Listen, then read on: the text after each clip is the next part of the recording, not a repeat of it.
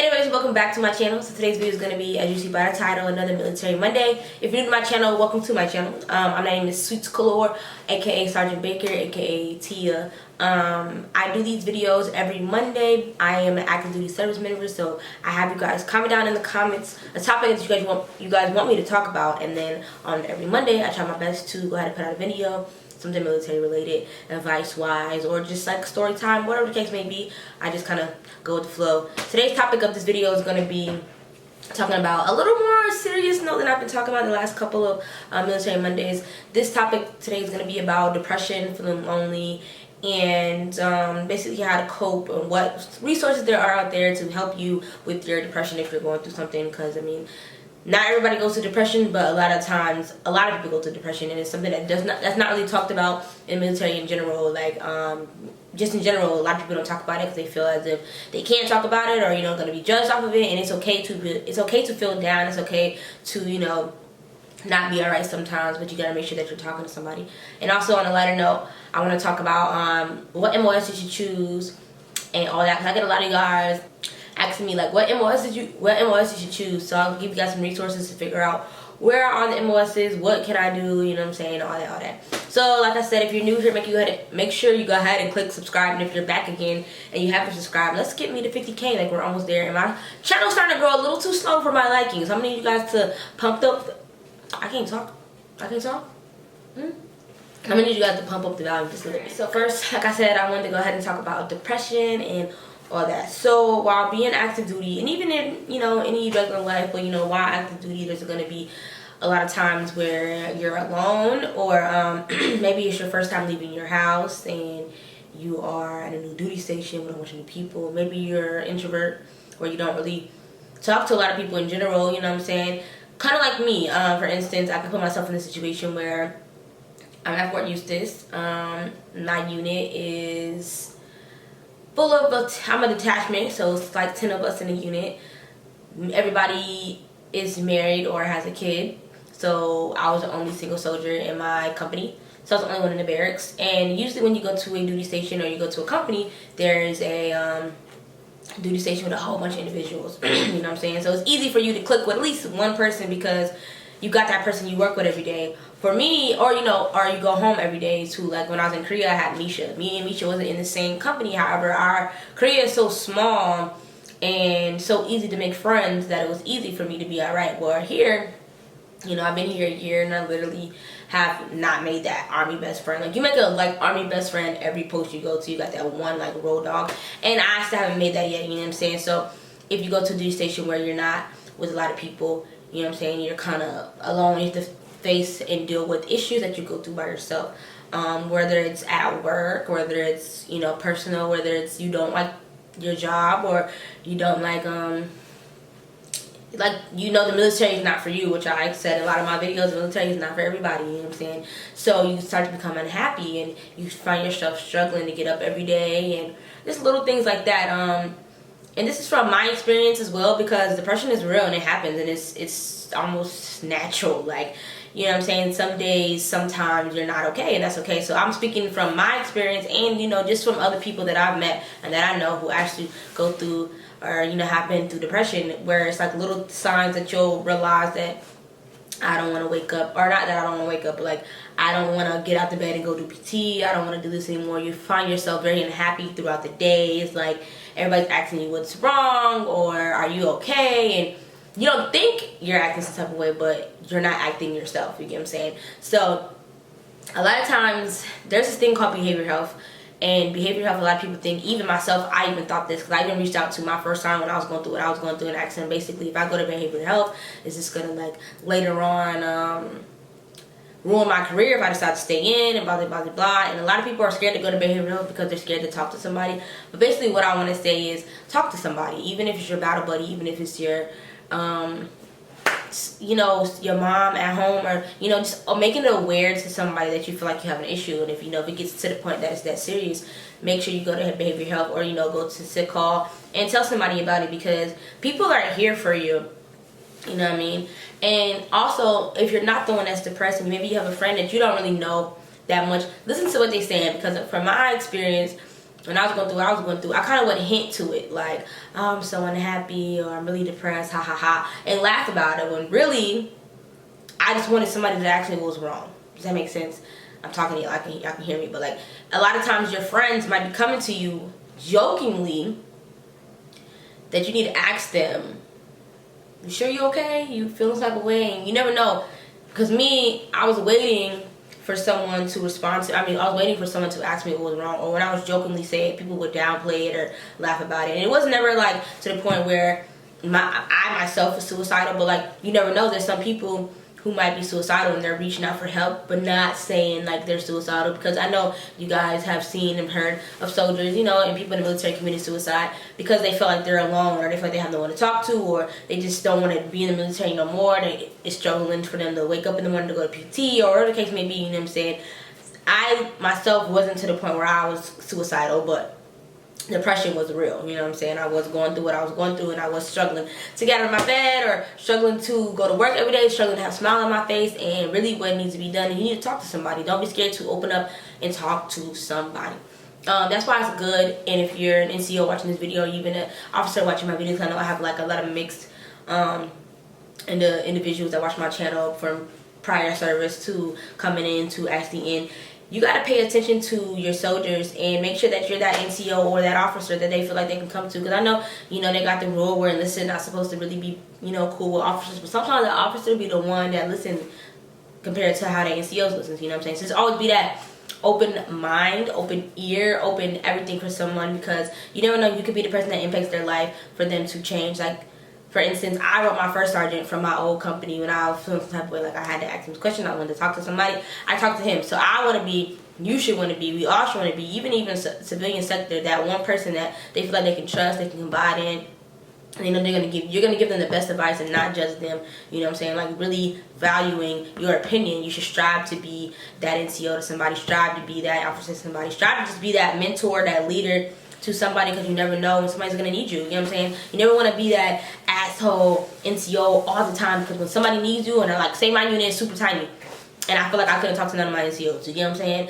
I only have 9 people to talk to, and I'm the 10th person. If all 9 of y'all is assholes, not saying they are, but I'm saying if all 9 of them were assholes, then who would I have been able to talk to? You know what I'm saying? So sometimes you're gonna feel alone, you're gonna, you know what I'm saying, probably be sad, or feel like you want to get out. Because I mean, you hear a lot of people, especially in their younger ranks, like E5 and below, they're always saying the Army's not for me and I want to get out, and they're just unhappy. It's like, it's a lifestyle change, you know what I'm saying? So when you're first coming in, definitely expect for it to be a lifestyle change. And if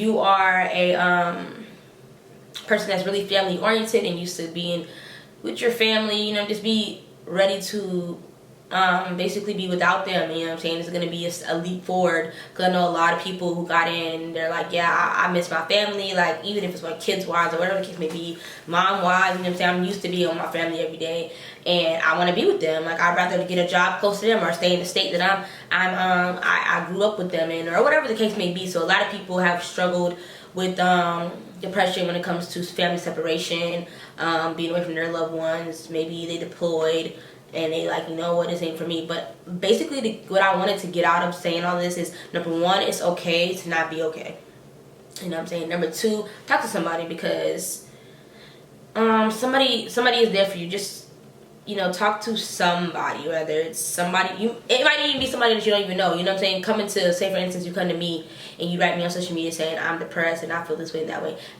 All the power that I have, I'll try to help you, you know what I'm saying? So like, just make sure you're talking to somebody, because somebody is there to listen. Somebody's been through what you've been through. Somebody's going through what you're going through. Somebody got through it and they're over it and they have overcome it.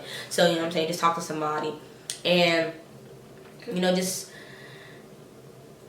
go to behavioral health if you need to, because they're always there to listen. And I forget what the other people are called, but if you're in the Army or military or whatever, y'all have this and you know what it is, comment down below. I can't think of it, but it's like,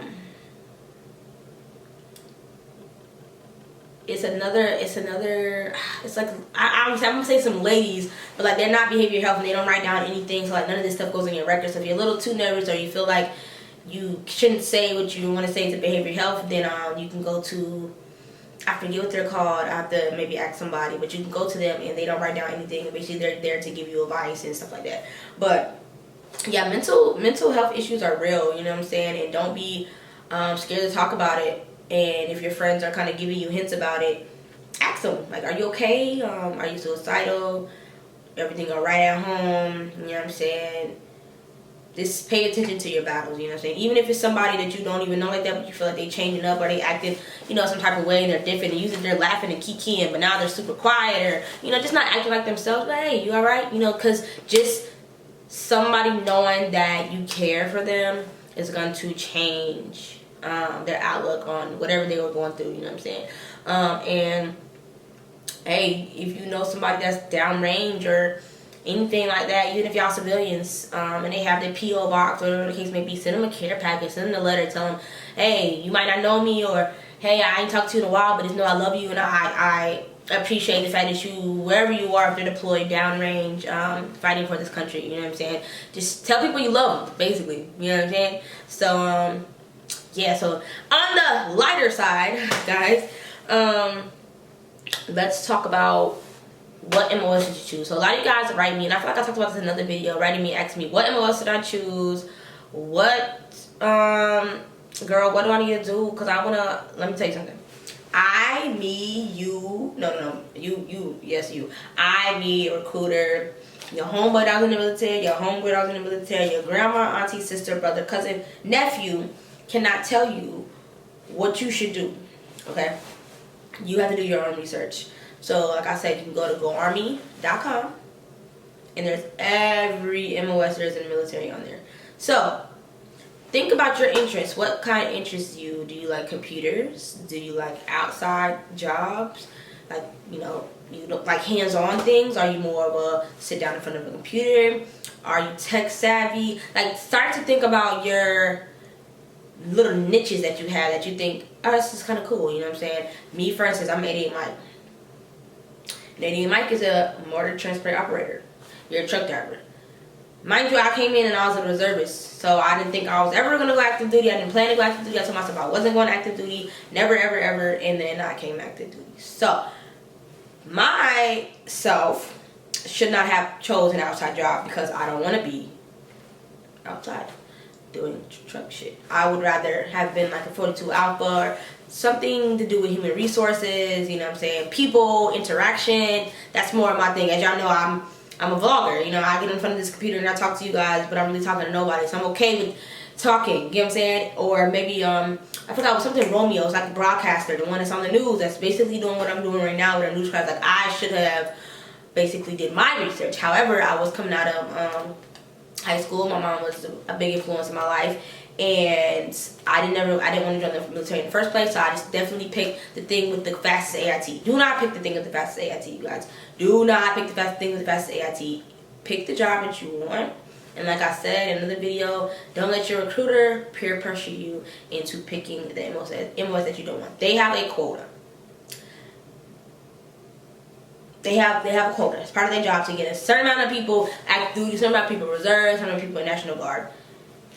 Don't get what you want, basically. Get what you want. If you're gonna go in there, you're gonna stand up and you're gonna stand up and you're gonna go and you hold on, let me fix my let me get right.